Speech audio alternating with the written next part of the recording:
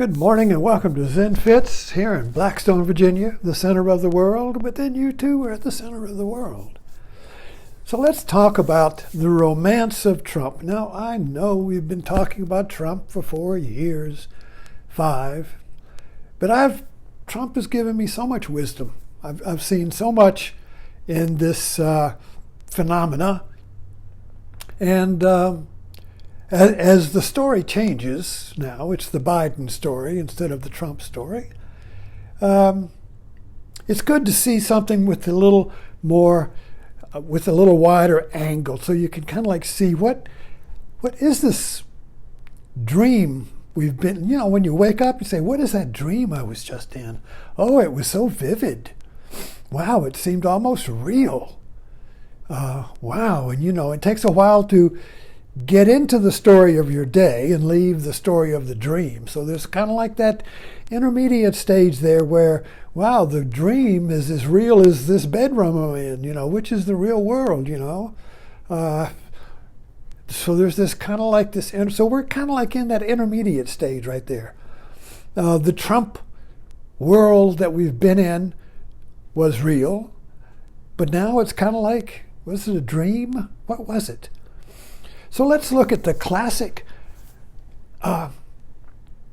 contradiction or dance between romance and realism. I first encountered this when I was studying. I majored in English, and we studied English literature. You know, you don't spend 4 years studying grammar.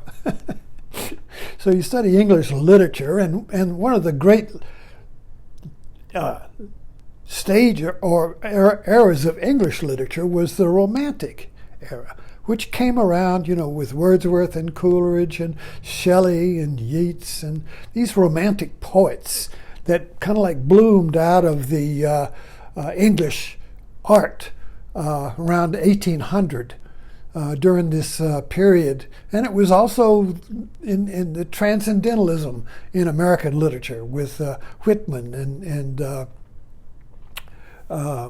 Emerson, and this period. It was a revolt against what? Realism. It was a revolt against the scientific, objective worldview that was taking over the European mind. See, before we have to look at Europe. We're a product of European history, not Asian history, not Indian history, European history.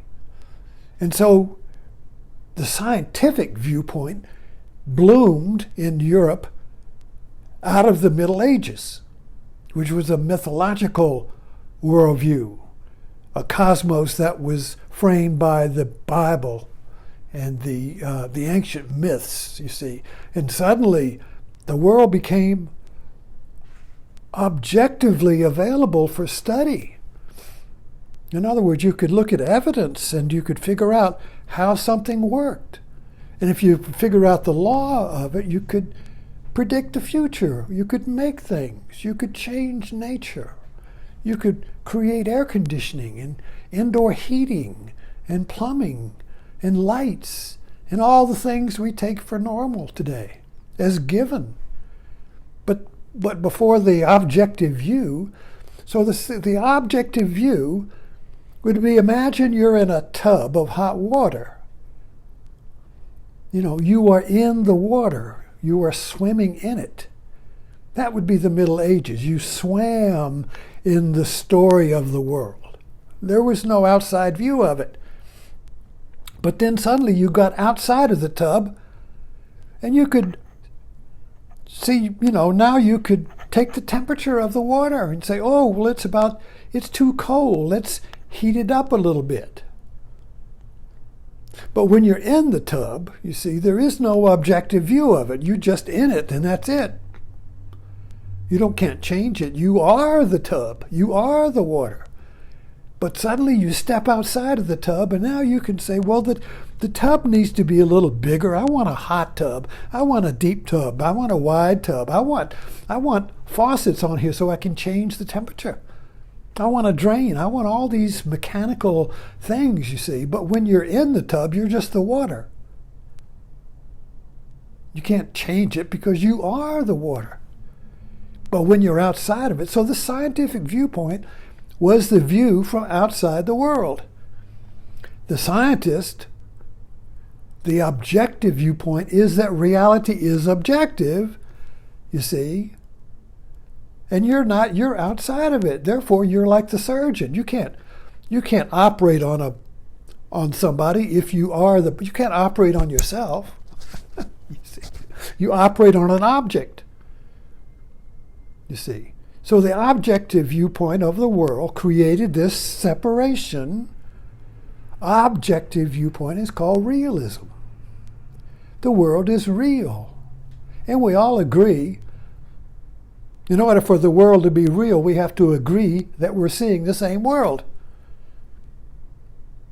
If I don't agree that we're seeing the same world, you can call me crazy and put me away.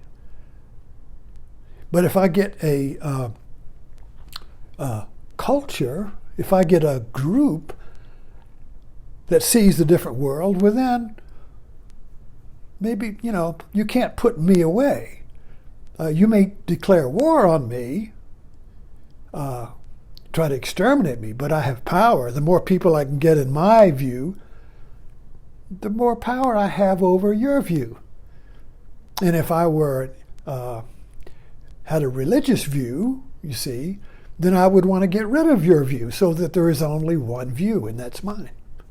Or if you're Napoleon, or a czar, you see, or whatever, this expanding viewpoint is, you see, can be religious or secular, but the point is, it wants to be the one view. So we're kind of like in that right now with the objective view of science that has created the modern world, and the Trump view, which I'm calling a romantic view. Now, the romantic view accelerates the subjective. Me, my feelings. What about me, you see? Why do I have to be I don't feel like I'm just a marble in a bag of marbles, which is the objective view. You're just a thing created by the Big Bang or some random fluke, an accident, you see. You're just a thing, a molecule, a bunch of molecules, a bunch of genes, a neurological compilation, you see. You do electrons. You're things. You're just things, you see. And you've evolved by either chance or mutations or whatever, but you're just a thing among things. You have no being. See, you're not really real. You're an illusion. We see Facebook is full of this. The world is just an illusion. You're not real. You see? But the romantic view is, well, I am a hero. I am an individual. I want to feel. I want to be, you see. So how do I do that? Well, I do that through a story. See, the objective story of the world is that you are just a little piece of cosmic dust. Here for a while, then blow away. A story signifying nothing. Meaningless. You have no imprint, you see. So you don't really feel like you exist, the realism, It fixes stuff. You can fix everything, fix machines, but you're just a ghost. You're outside of it. If you fix your car, go take a car for instance. There's the romance of the car and there's the realism of the car. The Zen and the Art of Motorcycle Maintenance was about that. There's the guy who can fix the motorcycle. That's the realistic view. And then there's the guy who loves riding the motorcycle but can't fix it. That's the romantic view. For him, the motorcycle is an exhilarating ride. But when it breaks down, you got to call a mechanic. And the mechanic is the guy who can fix it, but really he doesn't get that much out of riding it. So Trump is kind of like the romantic ride of the motorcycle. We're heroes. We're making history. We're changing the world. And the scientists say, well, just look at the facts here. How do you, you're not going to, what are just the objective facts? Take COVID, you see. So with Trump, he wanted to fix COVID by making it fit into his story. It's just a flu. Don't worry about it. It'll be blown over. It'll be gone. It's just a bump in the road. And it's not realist. Well, you look at the facts here. These are not, your story doesn't conform to the facts. The romantic view that the hero can fix everything does not fit to the objective facts, the evidence, you see. So all through Trump, there was this conflict between the romance of the story. Now, the story has to have a hero. In other words, we all have our story, and who's the hero but me? Each of us is the hero of our story of me. We are a character in our romantic story, and each of us is the only one in the story. If you have a dream, you're the only one who's creating the dream.